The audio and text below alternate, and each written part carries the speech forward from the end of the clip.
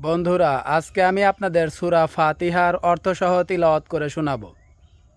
আউযু বিল্লাহি মিনাশ শাইতানির রাজিম। বিসমিল্লাহির রহমানির রহিম। আলহামদুলিল্লাহি রাব্বিল আলামিন।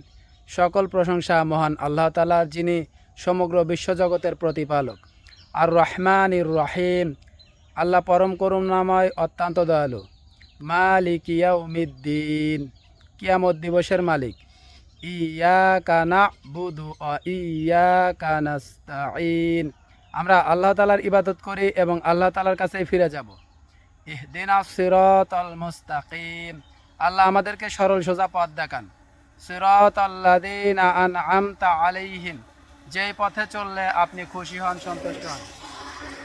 গায়রিল মাগদুবি আলাইহিম ওয়ালাদ-দাল্লিন, সেই পথ নয় যেই পথে চললে আপনি অসন্তুষ্ট হন। মাগদুবদের পথ থেকে আমাদেরকে বিরত রাখবেন। সবাই অবশ্যই জেনে বুঝে অর্থ সহকারে কুরআন তিলাওয়াত করবেন ইনশাআল্লাহ।